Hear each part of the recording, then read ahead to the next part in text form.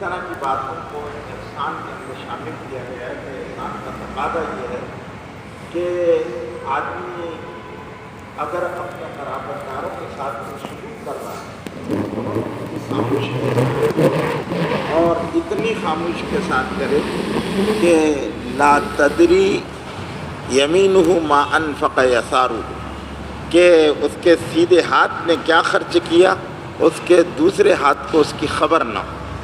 اتنی رازداری ہے اس میں، کیونکہ ہر انسان کے اندر عزت نفس ہوتی ہے، اور قرابت داروں میں زیادہ عزت نفس ہوتی ہے۔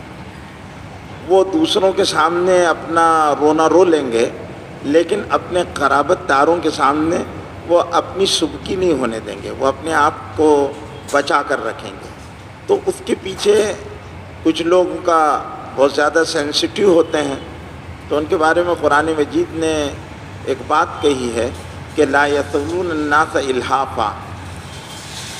یہ جو دین کے کام کرنے والے لوگ ہیں، جیسے ائمہ ہیں، محسنین ہیں، علماء ہیں، بزرگان دین ہیں، جو دین کی خدمت میں لگے ہوئے ہیں، ان کے بارے میں قرآن مجید نے کہا ہے، ایک آیت ہے کہ ان کا بہت خیال رکھا کرو۔ لا یستطیعون ضربا فی الارض، وہ اپنی دینی مصروفیات کی وجہ سے زمین میں بود و باش اور کمانے کے لیے چلنے کی طاقت نہیں رکھتے، ان کو موقع نہیں ملتا، ان کے پاس اتنا ٹائم نہیں ہے کہ وہ بھی ایک اچھی معیاری زندگی کے تقاضوں کو پورا کر سکیں۔ ہم اپنی زندگیوں پر ذرا غور کریں کہ ہمارا لیونگ اسٹینڈرڈ، ہمارا کھانا، ہمارے لباس، ہماری گاڑیاں، ہمارا انداز زندگی جو ہے وہ، اور ان دینداروں کا تعفف، یعنی اپنے آپ کو وہ بظاہر اس حالت میں رکھتے ہیں، لیکن ان لوگوں کا جو ہے وہ اندر سے حال وہ نہیں ہوتا ہے۔ تو ولا یسألون الناس الحافا، اور وہ لوگوں سے اپنے تقاضوں کو بیان بھی نہیں کرتے، اور کبھی بہت ضرورت ہو جاتی ہے تو انہوں نے کہیں تذکرہ کر بھی دیا ہے تو لگ کر اور چمٹ کر گڑ گڑا کر سوال نہیں کرتے۔ تو احسان کے جو دائرہ ہے وہ بہت وسیع ہے، اور جب انسان کو یہ بات کا احساس ہو جائے کہ میں جن پر خرچ کر رہا ہوں یہ میرا، جو لے رہا ہے اس کو محسن مانے، دینے والا اپنے کو محسن نہ مانے، لے لیا اس نے، بڑا اس کا ہم پر احسان ہے۔ جب یہ جذبہ دینے والے میں ہوگا تو ظاہر بات ہے کہ لینے والا کبھی بھی احساس کمتری کا شکار نہیں ہوگا۔ ایک نفسیات ہے، اور اس سے سماج میں ناہمواری اور نابرابری کا جو ایک فرق ہے وہ فرق اس سے پیدا نہیں ہوگا، اور خاص طور سے قرابتوں میں۔ پھر تیسرا حکم تھا وَإِيتَاءِ ذِي الْقُرْبَىٰ، قرابت والوں کو دینا۔ آج آدمی باہر بڑے بڑے چندے بھی دے دیتا ہے اور بڑا پیسہ بھی خرچہ کر دیتا ہے، واہ واہی کے لیے بہت پیسہ لوگ خرچ کرتے ہیں، اور اپنی شان دکھانے کے لیے بہت پیسہ خرچہ کرتے ہیں، لیکن ان کے رشتہ دار اور قرابت دار جو ہیں وہ مستحق ہوتے ہیں اور ضرورت مند ہوتے ہیں کہ ان کے ضروری تقاضوں کو پورا کیا جائے، اس کی طرف ان کی توجہ نہیں ہوتی ہے۔ قریش کی ایک خوبی جو اللہ رب العزت نے بیان کی ہے، جو حضور صلی اللہ علیہ وسلم کا خاندان ہے، قبیلہ ہے قریش،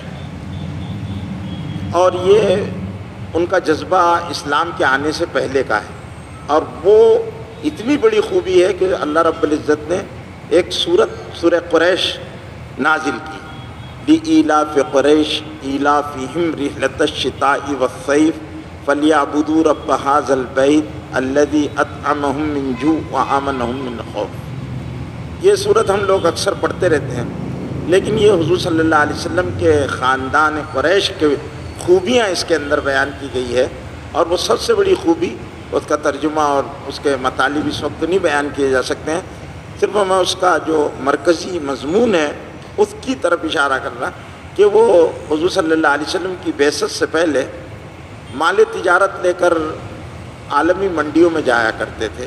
مکے کے لوگ تاجر تھے، تو شام کی منڈی میں اور عراق کی منڈی میں اور مصر کی منڈی میں جایا کرتے تھے۔ سفر اتنا آسان نہیں تھا، اور خچروں پر، اونٹوں پر سفر ہوا کرتے تھے۔ اس زمانے کی سواریاں یہی تھی، یا پیدل سفر کرنا پڑتے تھے۔ راستے بہت پرامن نہیں تھے، ڈاکے پڑ جایا کرتے تھے، اور ڈاکو گھات میں لگے رہتے تھے۔ تو سامان تجارت کبھی صحیح سالم پہنچتا تھا، کبھی نہیں پہنچتا تھا، بڑے مسائل تھے۔ تو یہ ہر آدمی تجارت نہیں کر پاتا تھا۔ اس وجہ سے جو لوگ کاروبار کرتے تھے تو وہ اپنے طور پر ایک حصہ ان لوگوں کا نکال دیا کرتے تھے جو تجارت نہیں کر سکتے۔ اللہ تعالیٰ کو یہ بات ان کی اتنی پسند آئی، اتنی پسند ہے کہ اللہ رب العزت نے اس کا تذکرہ قرآن مجید میں باقاعدہ سورت نازل کر فرمایا، لِإِيلَافِ قُرَيْشٍ إِيلَافِهِمْ رِحْلَةَ الشِّتَاءِ وَالصَّيْفِ۔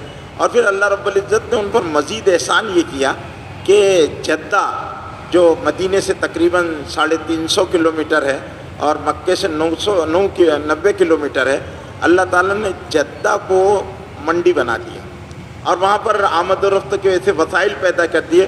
حضور صلی اللہ علیہ وسلم کی بعثت سے تھوڑے دن پہلے جدہ ایک عالمی منڈی بن گئی تھی۔ وہاں بیپاری آنے لگے تھے اور مال آنے لگ گیا تھا، اور مختلف ذرائع سے وہاں پر مال پہنچتا تھا۔ تو یہ احسان کا معاملہ تھا، اور اللہ کو یہ بہت پسند آیا، جبکہ وہ مشرک تھے، بتوں کی عبادت کرتے تھے، لیکن اپنے قرابت داروں کا اتنا خیال کرتے تھے کہ ہمارے قرابت دار، ہمارے رشتہ دار دوسروں کے دست نگر نہ ہو، کسی کے سامنے ہاتھ نہ پھیلائے۔ اللہ نے ہم کو اتنا نوازا ہے تو ہمارا کوئی رشتہ دار، اور یہ بہت بڑی بات ہے۔ ایک مرتبہ کا واقعہ ہے کہ دہلی میں ایک سکھ بچہ، مرکز حضرت نظام الدین کا جو علاقہ ہے وہاں پر، وہ بھیک مانگ رہا تھا، اور گاڑیاں تیزی کے ساتھ جا رہی تھی۔ ایک پنجابی سکھ وہاں سے جا رہا تھا، اس نے ایک سکھ بچے کو کچھ لوگوں کے سامنے ایسا ہاتھ پھیلاتے ہوئے دیکھا، تو اس نے اپنی گاڑی کو سلو کیا، پھر سائیڈ میں لیا، پھر ریورس کیا، اس بچے کے پاس آیا اور اس کو بلایا۔ اس نے کہا، کہنے لگے کیا کر رہے ہو؟ تو کہنے لگے بھیک مانگ رہا ہوں۔ تو اس نے کہا، کہنے لگے کہ کیوں بھیک مانگ رہے ہو؟ تم کو معلوم نہیں سکھ بھیک نہیں مانگتے، سکھ بھیک نہیں مانگتے۔ یہ جملہ آپ بھی سن رہے، اور میں نے سنا بھی اور میں نے دیکھا بھی ہے، اور یہ واقعہ پھر بعد میں باقاعدہ کتابوں میں آیا ہے، چھپا ہے مضمون۔ تو سکھ بھیک نہیں مانگتے، یہ جملہ اس نے ایسی نہیں کہہ دیا، یہ جملہ اس نے ایسی نہیں کہہ دیا۔ ان کی قوم کیوں بھیک نہیں مانگتی؟ اس کی وجہ ہے کیونکہ اس جیسے لوگ اس سماج میں رہتے ہیں۔ اس نے کہا، بیٹا یہ پیسے لو، اپنے گھر پر جاؤ، اس ایڈریس پر کل تم کو آنا ہے اور مجھ سے ملنا ہے۔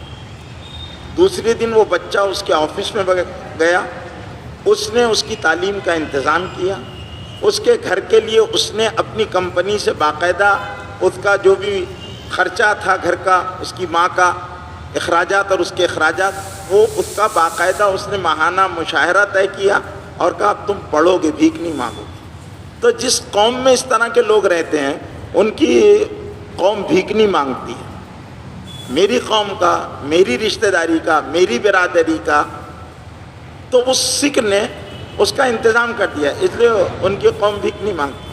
بوریوں میں کوئی بھیک مانگنے والا نہیں ملے گا، پارسیوں میں کوئی بھیک مانگنے والا آپ کو نہیں ملے گا۔ کیوں نہیں ملے گا؟ ان کی قوم اس کی فکر کرتی ہے۔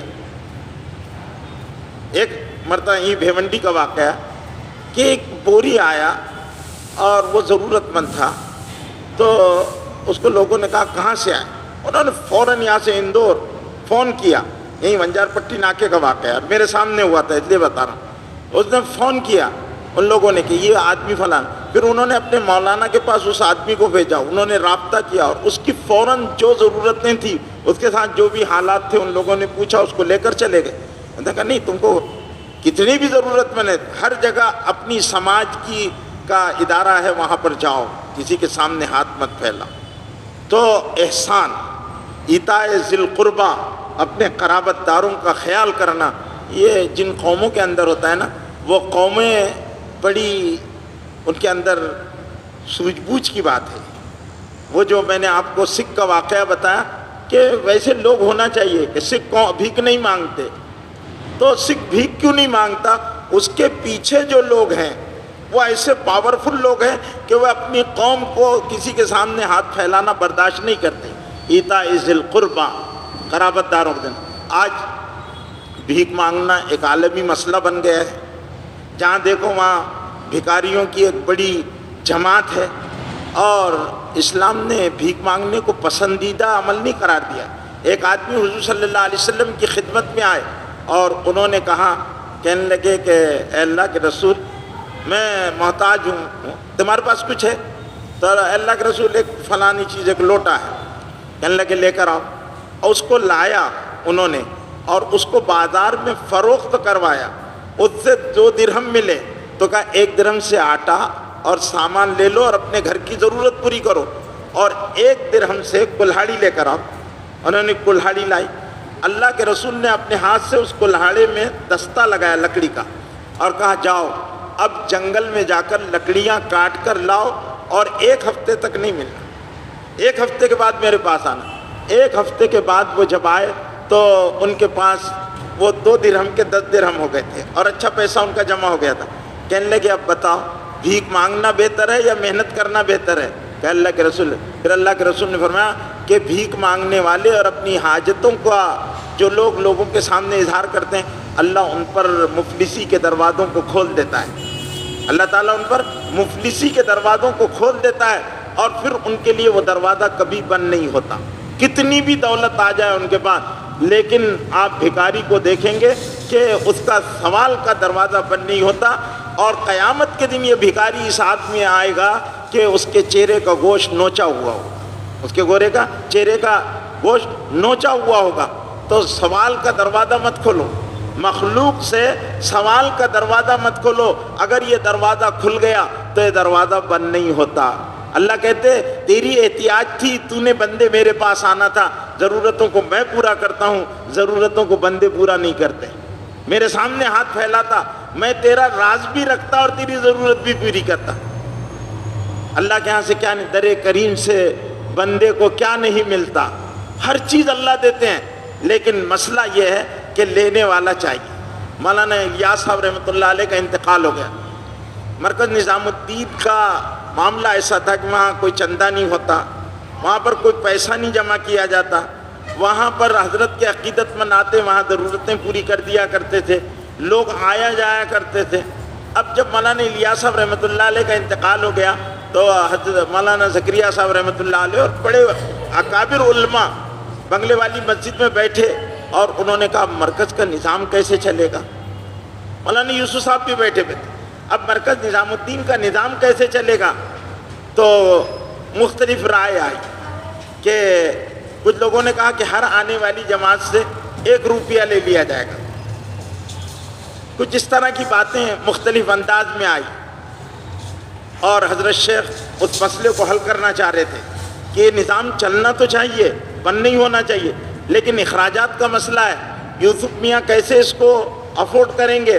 تو اس میں حضرت شیخ العزیز مولانا زکریا صاحب رحمۃ اللہ علیہ بہت فکر مند تھے۔ حضرت مولانا علی میاں صاحب بھی اس مجلس میں موجود تھے، انہوں نے اس واقعے کو لکھا ہے۔ مولانا یوسف صاحب رحمۃ اللہ علیہ کی سمانح جو یوسف لکھی ہوئی ہے تو اس میں یہ واقعہ باقاعدہ لکھا ہے۔ مولانا یوسف صاحب رحمۃ اللہ علیہ بہت دیر تک ان سارے اکابر علماء کی بات سنتے رہے، پھر اس کے بعد انہوں نے کہا بھائی جان، وہ مولانا زکریا صاحب رحمۃ اللہ علیہ کو بھائی جان کہتے تھے، بولے بھائی جان اب میں کچھ کہوں؟ بولے ہاں بتاؤ، تمہاری بھی رائے جاننا ضروری ہے۔ کہنے لگے لینے والا ہاتھ بدلا ہے، دینے والا ہاتھ نہیں بدلا۔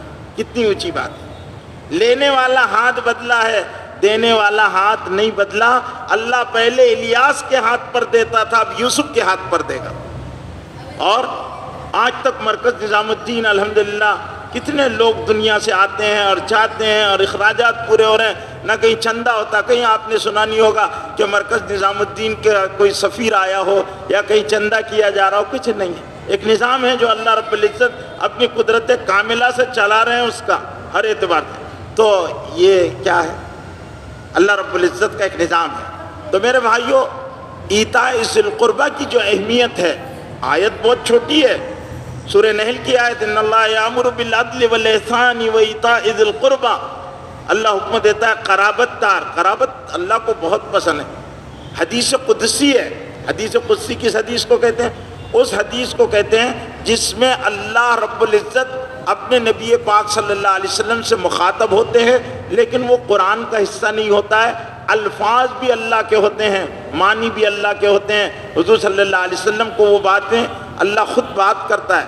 تو حدیث قدسی ہے، اللہ کے رسول فرمایا حدثنی ربی، مجھ سے میرے رب نے یہ بات بیان کی ہے کہ جب میں نے رحم پیدا کیا، یعنی قرابتیں بنائی اللہ نے، رشتہ داریاں اللہ نے بنائی ہے، جب میں نے قرابتیں بنائی، رشتہ داریاں بنائی، آدم اور حوا کو پیدا کرنے کے بعد رشتے بنائے، اللہ نے رشتے جوڑے، یہ سارے رشتے جو ہیں یہ اللہ کی طرف سے بنے ہوئے ہیں۔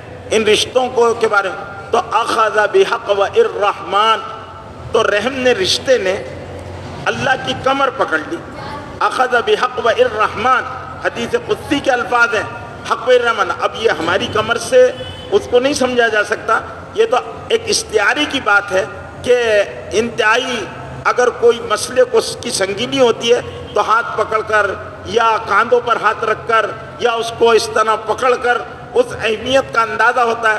تو اخذ بحق و الرحمن، اس نے کہا میرا کیا ہوگا اللہ تعالیٰ، آپ نے مجھے بنایا تو ہے لیکن میرا کیا ہوگا؟ تو اللہ رب العزت نے ارشاد فرمایا اصل من وصل الیک، اصل من وصل الیک، میں اس سے جڑوں گا جو تجھ سے جڑے گا۔ جو میں رحم سے کہا، رشتہ داری اور قرابت سے اللہ تعالیٰ نے کہا جو تجھ سے جڑے گا میں اس سے جڑوں گا، وَأَقْطَعُ مَنْ قَطَعَ إِلَيْكَ، اور میں اس سے کٹوں گا جو تجھ سے کٹے گا۔ یہ حدیث قدسی ہے، اور میں اس سے کٹوں گا جو تجھ سے کٹے گا۔ تو اب میرے بھائیوں، آج سماج میں انسان کے بارے میں ارسطو بہت بڑا فلسفی گزرا ہے، اس نے انسان کو ایک معاشرتی جانور لکھا ہے کہ یہ سماج اور معاشرے کے بغیر رہ ہی نہیں سکتا ہے، اس کو رشتوں کی ضرورت ہے، اس کو لوگوں کے درمیان رہنے میں اس کو قرابتوں کی ضرورت ہے۔ تو اب جب انسان کے لیے رشتے ناگزیر ہے تو ان رشتوں کے کچھ تقاضے اور حقوق بھی تھا، وَإِيتَاءِ ذِي الْقُرْبَى، اس لیے بہت تاکید کے ساتھ اللہ نے حکم دیا کہ اپنے قرابت داروں کا بہت خیال کیا کرو۔ گزشتہ جمعے میں نے بتایا تھا آپ کو کہ زکوٰۃ کا سب سے بڑا اور اپنے صدقات کا سب سے بڑا مصرف جس میں ڈبل ثواب ہے وہ کون ہے؟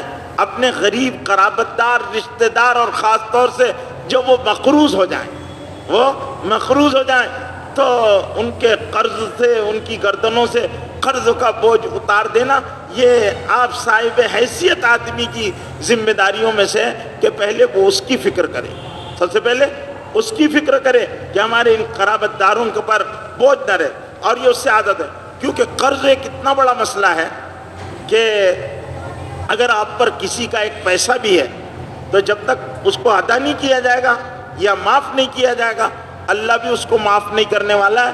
قیامت کے دن اس کا حق آپ کو دینا پڑے گا یا آپ کے ذمے ہوگا، اور آخرت میں قبر میں آدمی کی گردن پھنسی بھی رہتی، آزاد ہوتا نہیں آدمی، ایک پیسہ بھی اگر ہے۔ اس لیے حضور صلی اللہ علیہ وسلم کی نماز جو ہے وہ مومنین پر رحمت کا ذریعہ بنتی تھی۔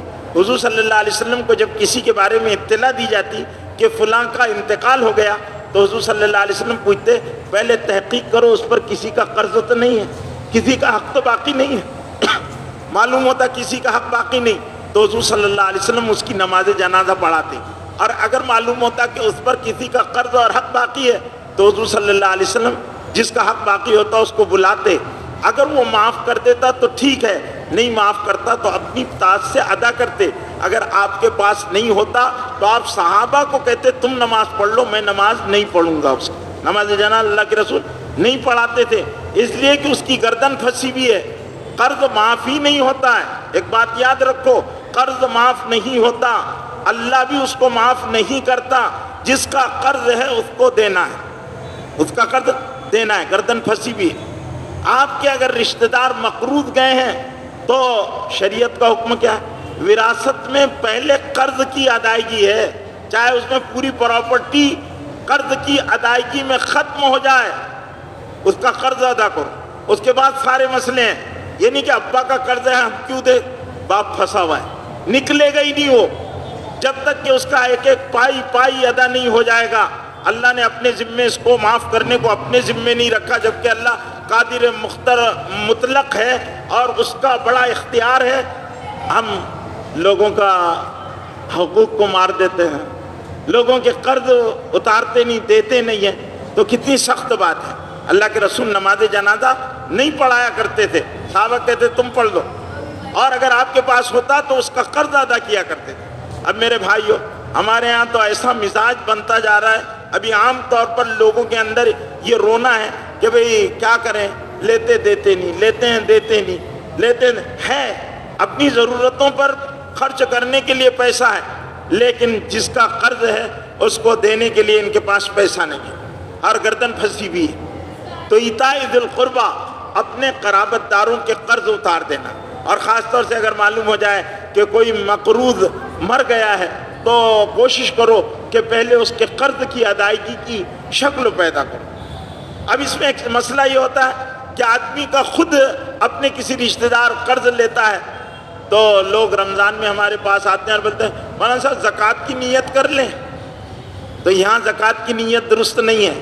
دیتے وقت، ادائیگی کے وقت زکوٰۃ کی نیت ضروری ہے، بعد میں آپ قرض میں نتھی کرنے کے لیے نیت کریں گے تو زکوٰۃ ادا نہیں ہوگی۔ زکوٰۃ کی ادائیگی جس وقت رقم دی جا رہی ہے اس میں ادا نہیں ہوگا، آپ کو ویسے معاف کر دو کہ بھئی جان دو، میں نے معاف کر دیا اس کو، نہیں تو وہ بیچارہ بندہ رہے گا اللہ کے پاس۔ تو ایتاء ذی القربیٰ، قرابت دار، اور قرابت داروں کا بہت بڑا حق ہے، قرابت داروں کا بہت حق ہے، ہم سے اس کے بارے میں باز پرس ہوگی۔ اور قرابت داروں میں سب سے پہلا قریبی تعلق کس سے ہوتا ہے؟ ماں باپ سے ہوتا ہے۔ ماں باپ کے بارے میں مستقل احکام ہے، پھر بھائیوں اور بہنوں کا ہوتا ہے، پھر اس کے بعد ماں باپ کے ذریعے سے جو رشتے جڑتے ہیں، دادا دادی، نانا نانی، چچا پھپھو، اور جتنے بھی قرابتیں، اس سے ان سب کے حقوق ہیں، الاقرب ثم الاقرب۔ اللہ کے رسول نے فرمایا جو سب سے زیادہ قریب ہے اس کا سب سے زیادہ حق ہے ان کے حق ادا کرنا، معلوم کرنا، اور اس میں ان کے حقوق کی ادائیگی۔ بیوی کا حق ہے، آدمی بیوی کے حق کو اگر سمجھ لے کہ کتنا بڑا حق ہے اور سب سے بڑا حق ہے، کیونکہ ایجاب و قبول کے وقت تو آدمی کو دھیان ہی نہیں رہتا کہ کیا کرنے جا رہا ہے وہ، اگر وہ معلوم ہو جائے تو بہت سوچ سمجھ کر لوگ ایجاب و قبول کریں گے۔ وہ حق کی ذمہ داریاں ہیں جو ایک دوسرے میں ٹرانسفر ہوتی ہے، بیوی پر کچھ حقوق، شوہر پر کچھ حقوق، ان حقوق کو نبھانا ہے زندگی بھر، اور اس کی باز پرس سب سے زیادہ سخت ہوگی۔ اس لیے اللہ نے قرآن مجید میں جا بجا اس مضمون کی آیتیں نازل فرمائی ہے، جس میں سب سے آیت جو عام طور پر پڑھی اور سنی جاتی ہے، یوم یفر المرء من اخیہ وامہ وابیہ وصاحبتہ وبنیہ لکل امرئ منہم یومئذ شأن یغنیہ وجوہ یومئذ مسفرہ ضاحکۃ مستبشرہ ووجوہ یومئذ علیہا غبرہ ترہقہا قترہ اولئک هم الکفرۃ الفجرہ۔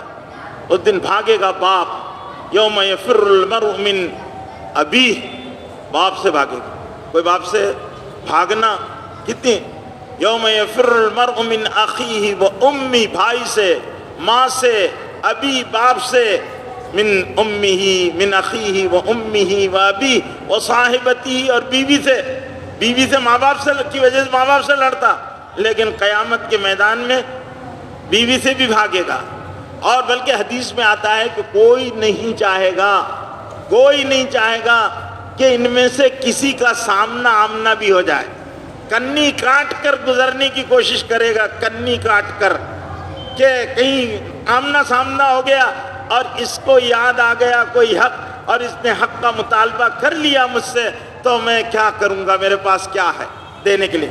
یوم یفر المرء من اخیہ وامہ وابیہ وصاحبتہ وبنیہ، اولاد جن کے لیے سارا اونچ نیچ، کالا پیلا سب ہو رہا ہے، وہ اولاد ہاتھ اٹھا لے گی، ابا جان بالکل سر آنکھوں پر، لیکن حق ادا کرو۔ اولاد ماں باپ سے اللہ کے سامنے اپنے حقوق کا مطالبہ کرے گی۔ قرآن ہے، 30ویں پارے کی آیت ہے، اپنے حق کا مطالبہ کرے گی اولاد۔ کیا اولاد مطالبہ کرے گی؟ اس کی تفصیلات ہے، اس وقت نہیں، پھر کسی اور وقت بنی۔ لِكُلِّ امْرِئٍ مِّنْهُمْ يَوْمَئِذٍ شَأْنٌ يُغْنِيهِ، ہر ایک کی ایک نرالی شان ہوگی جو دوسرے سے اس کو بے نیاز کر دے گی، اس کو کوئی پرواہ نہیں ہوگی دوسرے کی۔ کیوں نہیں ہوگی؟ اس لیے کہ وہ اپنے عذاب میں گرفتار ہوگا، جس کی قبر اس کو خبر، ہر آدمی اپنے ہاتھ میں پریشان ہوگا، اور وہ نہیں چاہے گا کہ آمنا سامنا۔ اسی آیت کے اس جز کے سلسلے میں مفسرین نے اس حدیث کو بیان کیا ہے کہ کنی کاٹ کر گزرنا چاہے گا کہ آمنا سامنا نہ ہو۔ اور آج اسی اولاد کے لیے ہم کیا نہیں کرتے؟ اور ان کے حقوق کی ادائیگی کا مسئلہ، ایتاء ذی القربیٰ، قرابت داروں کو ادا کرو، ان کا خیال کرو، ان کے حقوق کو ادا کرو۔ تو میرے بھائیوں، یہ بہت ہر جمعے کو یہ آیت پڑھی جاتی ہے، ان اللہ یامر بالعدل والاحسان وایتاء ذی القربیٰ۔ بلا شبہ اللہ عدل کا، انصاف کا، ہر ایک کا حق ادا کرنا انصاف کہلاتا ہے۔ عدل، یہاں عدل سے مراد ہر ایک کا حق ادا کرنا، اور اپنے ذمے جو لوگوں کے حق ہیں ان کو معاف کرتے رہنا۔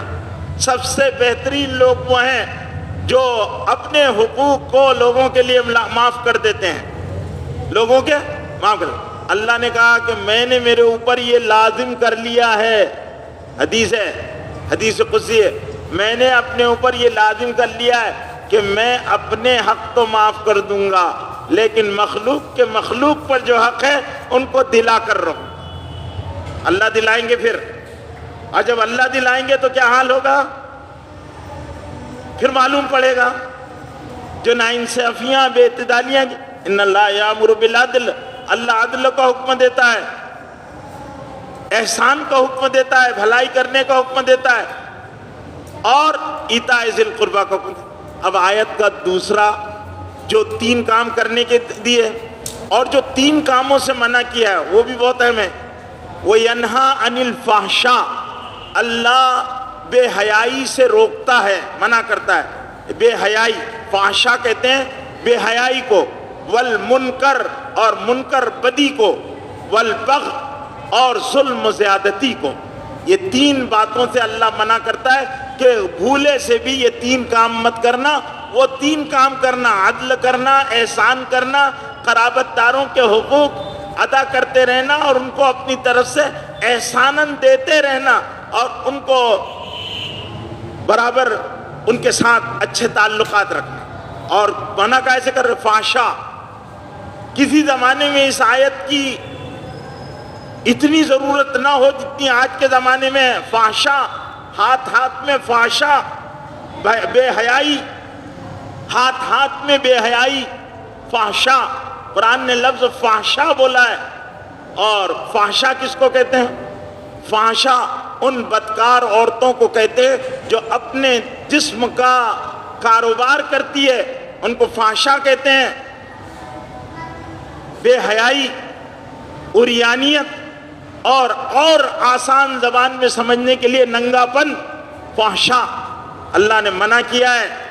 اور آج یہ ساری چیزیں جس کثرت کے ساتھ سماج اور معاشرے میں اور گھروں میں پھیل رہی ہے، اس کا تدارک بہت ضروری ہے، کیونکہ اگر حیا چلی جائے، حیا الحیاء من شعبۃ الایمان، حیا ایمان کا شعبہ ہے، اور اللہ کے رسول فرماتے ہیں اذا فاتک الحیاء فافعل ما شئت، جب حیا چلی جائے تو پھر تمہارے دل میں جو آئے وہ کرو۔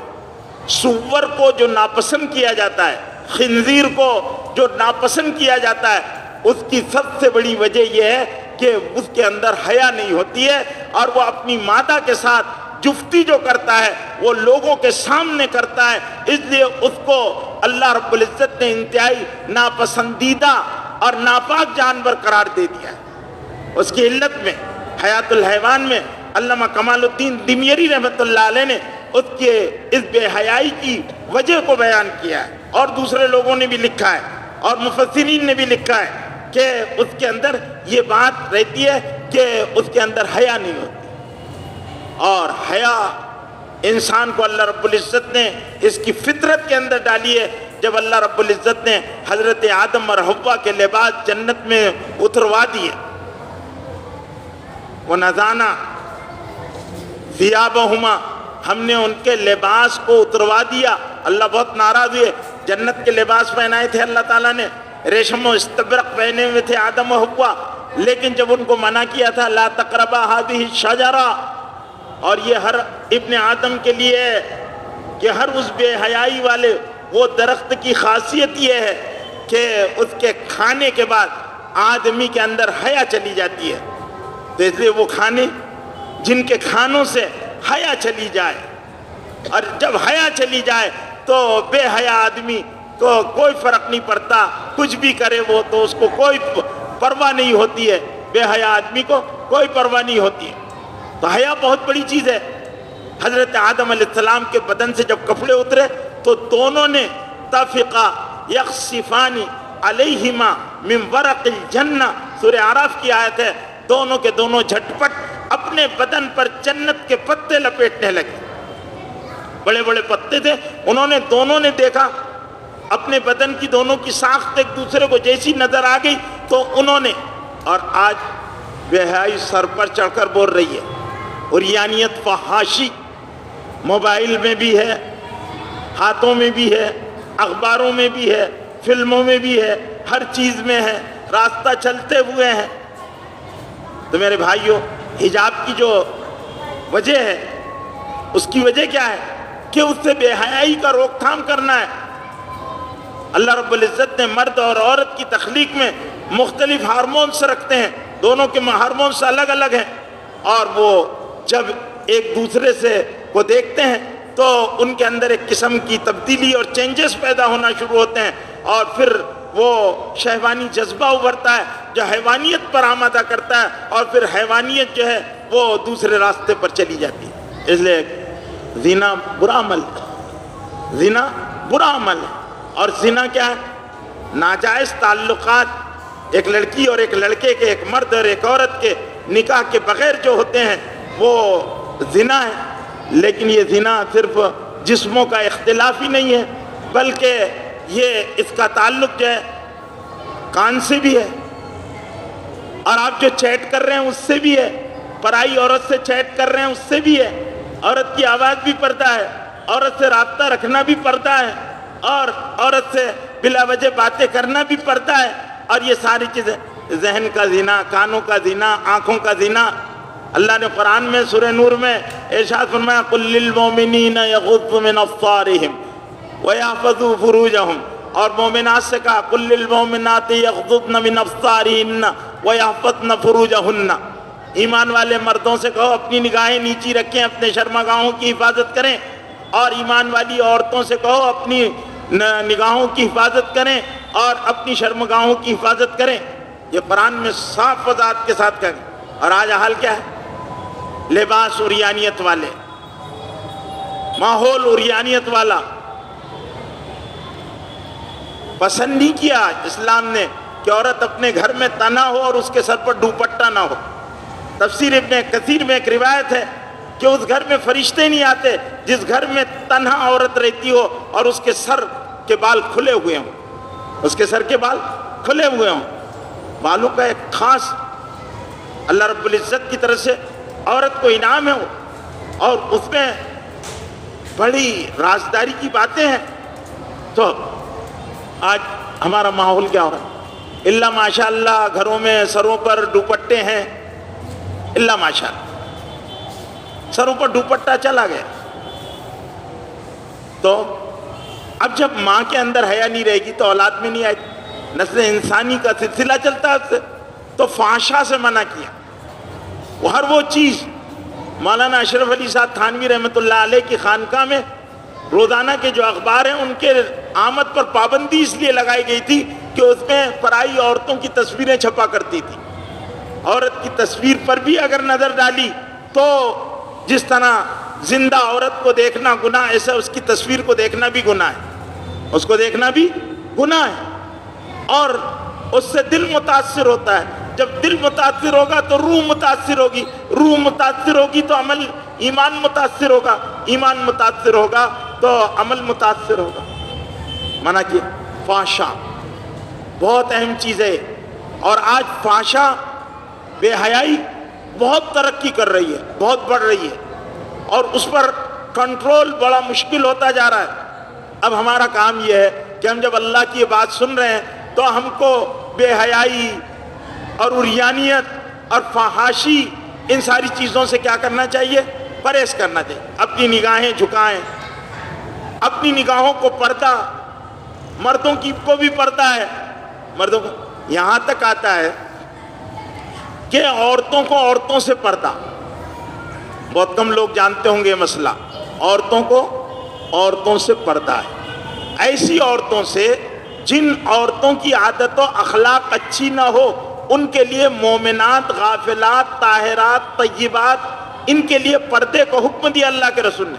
کچھ عورتیں حضرت عائشہ کے پاس آئیں تو ان کے بارے میں حضور صلی اللہ علیہ وسلم کو اطمینان نہیں تھا، تو کہا نہیں، ان کے سامنے مت آیا کرو، ان سے پردہ کرا کرو، ان سے پردہ کیا کرو. تو میرے بھائیوں پردہ ہے. اب ایسی خواتین سے بھی پردہ، تو مردوں سے پھر کتنا بچنے کی ضرورت ہے، کتنا بچنے کی ضرورت ہے. اللہ نے قرآن میں باقاعدہ سورہ احزاب میں اور سورہ نور میں اس کے احکامات نازل کیے اور منع کیا عورتوں کو. وَلَا تَبَرُّجْنَ تَبَرُّجَ الْجَاهِلِيَّةِ الْأُولَىٰ، اے عورتوں زمانے جاہلیت کی عورتوں کی طرح بے محابہ گھروں کے باہر مت نکلو. اپنے محرم کے ساتھ پوری ضرورت ہو، ناگزیر ضرورت ہو تب گھر میں سے نکلو، اور جب بھی لے کر چلے تو محرم لے کر چلے. اور محرم ایسا جس کا سے وہ عورت ڈرتی ہو، نہیں تو ایڑا بنا کر اس کو گھما دے ایسی عورت، ایسا محرم نہیں. یعنی کوئی بھی بچے کو لے لیا اور اماں نے اس کو سرما پہنا دیا تو ایسا نہیں، بلکہ وہ قوت نافذہ رکھتا ہو، وہ اماں کا یا بہن کا یا جو بھی جس کا بھی وہ محرم ساتھ ہے، وہ سمجھتا ہو اچھائی اور برائی کو، اور اس کو، کیونکہ عورتوں کے اندر اللہ رب العزت نے ان کو پیدا تو کیا، لیکن ایک ان کے اندر کمی رکھی اللہ تعالیٰ نے. اور وہ کمی کیا ہے؟ ان کے اندر اللہ نے مکر ڈال دیا. اللہ تعالیٰ نے قرآن میں کہا اِنَّ کَیْدَکُنَّ عَظِیمٌ، عورتوں کی چالاکیاں اور ان کا مکر بہت بڑی چیز ہے، بہت خطرناک. جب وہ مکر پر آتی ہے تو اچھوں کی چولیں ہل جاتی ہے.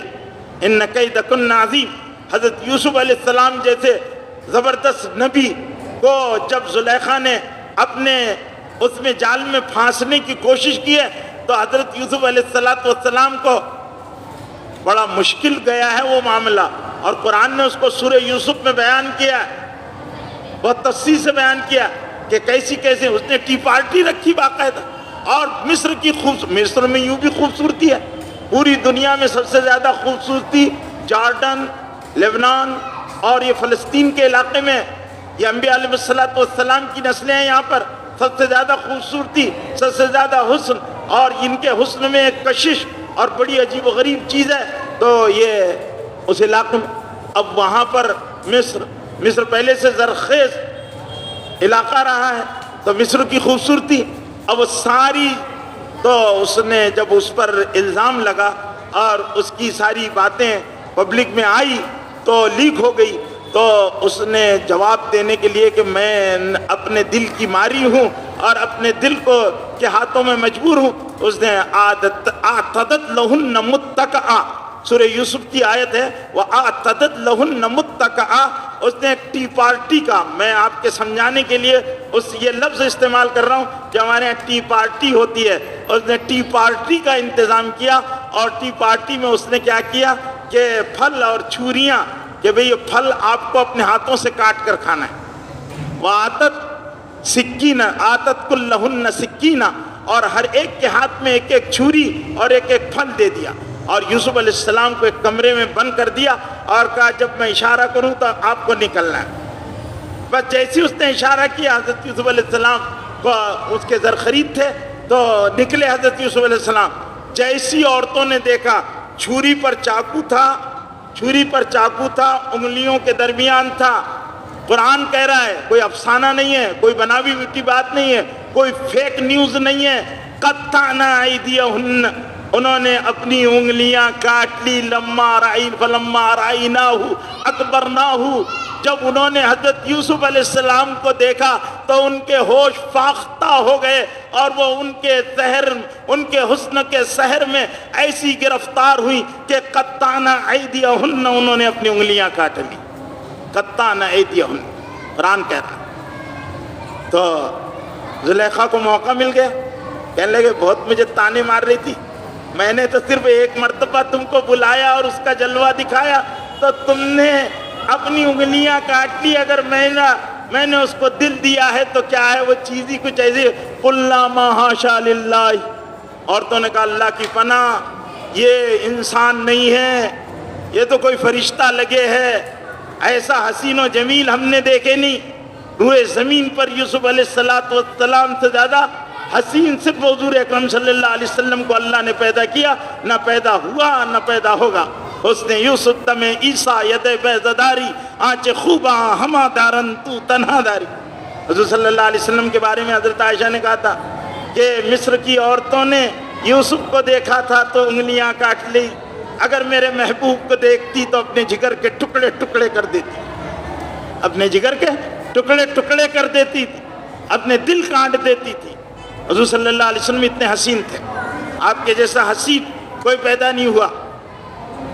احسن منک لم تر قط عینی واجمل منک لم تلد النساء خلقت مبرأ من کل عیب کأنک قد خلقت کما تشاء. حضرت حسان ثابت انصاری رضی اللہ تعالیٰ عنہ نے مسجد نبوی کے منبر پر بیٹھ کر حضور صلی اللہ علیہ وسلم کی خدمت میں یہ اشعار پیش کیے تھے، احسن منک لم تر قط عینی، کہ میری آنکھوں نے آپ سے زیادہ حسین و جمیل دیکھا نہیں. اتنے حسین تھے حضور صلی اللہ علیہ وسلم. تو میرے بھائیوں بزرگوں دوستوں، فحشا برائی اس سے بچنا ہے، اللہ کو ناپسند ہے. اللہ نے حیا کو بہت اہمیت دی، اس لیے حیا کے بہت بڑے احکام ہیں، پردے کے بہت بڑے احکام ہیں اور اس کو باقاعدہ بیان کیا گیا ہے.